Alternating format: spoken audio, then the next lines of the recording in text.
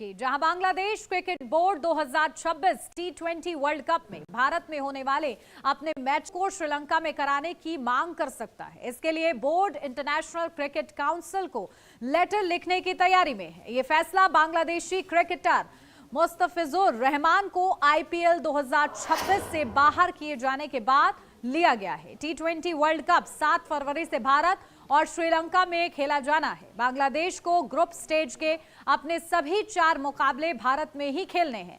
3 match Kolkata के Eden gardens मैदान पर और 1 मैच मुंबई के वानखेड़े स्टेडियम में है। बीसीबी ने एक आपात बैठक में फैसला किया है कि वो आईसीसी को लेटर लिखकर अपनी चिंताएं बताएगा। बोर्ड के मीडिया कमेटी के अध्यक्ष अमजाद हुसैन ने कहा कि बांग्लादेश के 3 मैच कोलकाता में होने हैं, इसलिए ये मामला आईसीसी के सामने रखना जरूरी है। कोलकाता नाइट राइडर्स ने मुस्तफिजुर को टीम से बाहर कर दिया है। बांग्लादेश में अल्पसंख्यक हिंदुओं पर हो रही हिंसा के बीच उन्हें टीम से हटाने की मांग उठ रही थी और इसके बाद बीसीसीआई ने शाहरुख खान की आईपीएल टीम केकेआर को मुस्तफिजुर रहमान को हटाने के निर्देश दिए थे, जिसके बाद यह फैसला लिया गया है।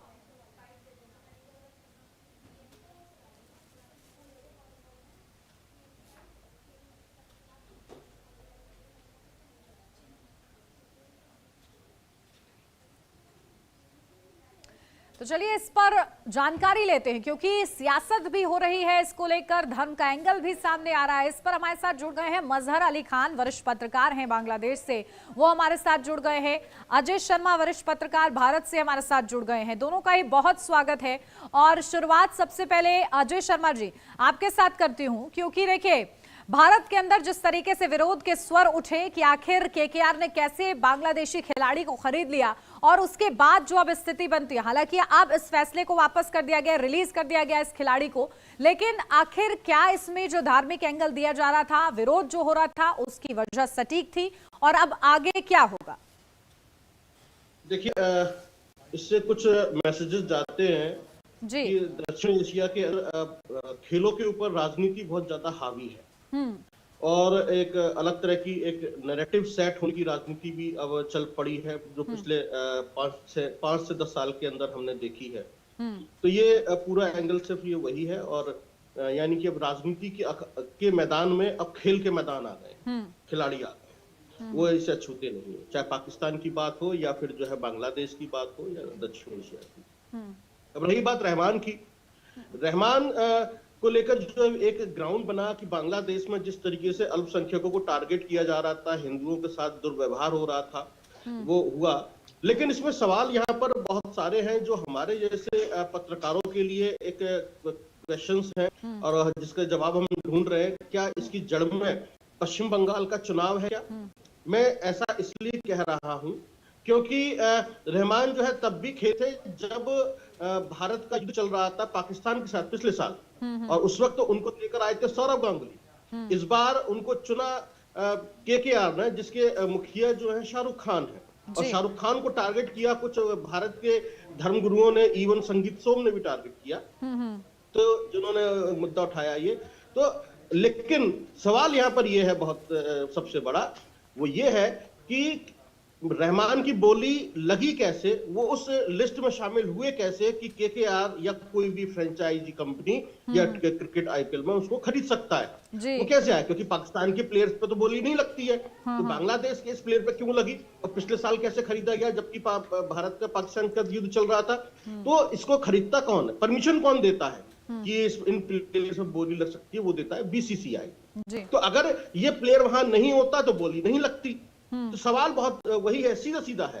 तो हम हर चीज को राजनीति के एंगल से देखते हैं, चाहे बांग्लादेश देखे, चाहे पाकिस्तान देखे, चाहे भारत देखे, ये सभी उसी तरीके से देखते हैं। तो ये सवाल वहां पर सिर्फ वही है। और रही बात बांग्लादेश, जो है जिस तरीके से एक कट्टरपंथी चरमपंथी देश बनता चला जा रहा है और सेकुलर कंट्री था, लेकिन अब जिस तरह के हालात हो गए हैं वो सोचने पे मजबूर कर रहे हैं हमें। क्या अब हम जो है बांग्लादेश को उस तरीके से नहीं देख पाएंगे जैसे कि देखते चले आ रहे थे शेख हसीना के समय में, उससे पहले? अब हालात काफी इतने बदतर हालात हो गए कि आज हम जो है, मतलब मैं कहूंगा कि बांग्लादेश पाकिस्तान के रास्ते पे चल पड़ा है। तो ये एक बांग्लादेश के लिए भी अच्छा नहीं है और आने वाले समय में उसको काफी तकलीफें होंगी। और एक श्रीलंका में मैच करा दिए जाएं या प्लेयर यहाँ सुरक्षित नहीं है तो वहां पर भी राजनीति हो गई। वो यही मैसेज डिलीवर करना चाहते हैं कि हमारे देश के अंदर अल्पसंख्यक सुरक्षित नहीं है और वो राजनीति का मुद्दा बन चुका है, इसलिए उनको यहाँ से हटाया जाए। तो वो कह रहे हैं हमारे लेकिन अजय शर्मा जी, अब क्या समझा जाए कि आने वाले समय में खेल जो है प्रभावित होंगे इस राजनीति की वजह से?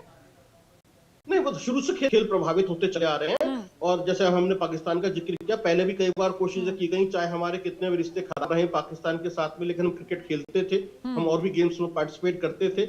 लेकिन धीरे धीरे लोगों की जन भावनाओं के आधार को मुद्दा बनाकर, है ना, हमने पाकिस्तान को फिर अलग किया अपने कि हम इस तरह का भी रिश्ता नहीं रखेंगे, हम खेल के अब रिश्ता नहीं रखेंगे। ऐसा ही बांग्लादेश के साथ हो जाएगा कि बांग्लादेश के साथ भी अब हमारा खेल का रिश्ता खत्म हो जाएगा। यानी कि अब हर तरह के रिश्ते अब हमारे खत्म होने जा रहे हैं। जबकि खेल में कोई भी इस तरह का जो भावना है, चाहे धर्म की हो, चाहे जाति की हो या सीमाओं की विवाद हो, वो नहीं आने चाहिए, लेकिन अब ये हो रहा है। तो ये मैं समझता हूँ ये अच्छा नहीं है। खेल की भावना को अलग रखा जाना चाहिए और राजनीति से खेल को दूर रखा जाना चाहिए। लेकिन हम जन भावनाओं को भी इग्नोर कैसे करते हैं? बताइए, आपके देश में, बांग्लादेश में हो क्या रहा है, क्यों हो रहा है, क्यों कर रहे हैं आप लोग ऐसा? तो ये भी तो गलत है ना। अगर हम इंसानियत के ग्राउंड पर सोचें, मानवाधिकार के ग्राउंड पर सोचें, तो बांग्लादेश में जो हो रहा है अच्छा नहीं हो रहा है जी। उसकी प्रतिक्रिया के रूप में भारत में दिखाई देता है। मैं तो जो भारत में हो रहा है मैं उसकी भी खिलाफत करता हूं। भारत में ये नहीं होना चाहिए। यहाँ पर भी ये सब चीजें होती हैं, बयानबाजियां होती हैं। तो राजनीति का स्तर इतना गिर गया है दक्षिण एशिया के अंदर, खास तौर से भारत में, पाकिस्तान में और बांग्लादेश में, कि यहाँ पर जो टारगेट पर है वो इंसान है, आदमी है, जो अलग अलग मजहबों से, जातियों से आते हैं और उनके साथ खेला जा रहा है। तो खेल किसके साथ हो रहा है? वो इंसानों के साथ हो रहा है, धर्म, जाति और मजहब के नाम पर। ये गलत है, ये ठीक नहीं है।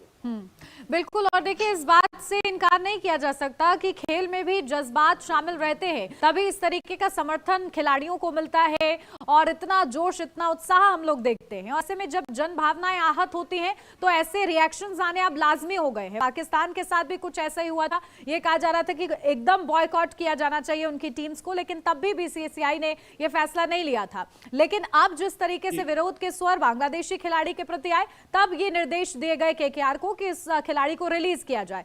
तब ऐसा क्यों नहीं किया गया था और अब ऐसा क्यों किया गया? क्या समझ आ रहा है इसके पीछे? देखिए, इसके पीछे दो वजह हैं। पहले सौरव गांगुली थे जो रहमान को लेकर आए, जब खरीदा था, जब जैसा मैंने जिक्र किया। इस बार शाहरुख खान है। तो शाहरुख खान एक मुसलमान है और ये जो सीधे सीधे जो है जिस तरह संगीत सोम का बयान आया भारत के अंदर, ये चिंताजनक है। एक तरीके से पूरी मुस्लिम कौम को आपने टारगेट किया ना, क्योंकि शाहरुख खान एक आइकन है ना, आइडियल है ना देश के अंदर, भारत के अंदर है, और वो मुस्लिम समाज को रिप्रेजेंट करते हैं। तो ये विरोध, ये तो सवाल उठेगा, भारत में भी उठेगा, हम भी सोचेंगे इसके बारे में। और ये गलत है। अगर बीसीसीआई ने उस टाइम परमिशन दी थी तो उस टाइम भी परमिशन दी, लेकिन बाद में वापस ले ली और केकेआर ने जो है मना कर दिया कि हम नहीं रखेंगे अब रहमान को। तो ये जो चीजें हैं, तभी मैंने कहा चिंता का विषय है। भारत, पाकिस्तान और बांग्लादेश के अंदर हम लोगों को टारगेट कर रहे हैं धर्म के नाम पर, जाति के नाम पर और सीमाओं के नाम पर। ये नहीं होना चाहिए और खेलों को नहीं होना चाहिए, इससे चीजें खराब होती है।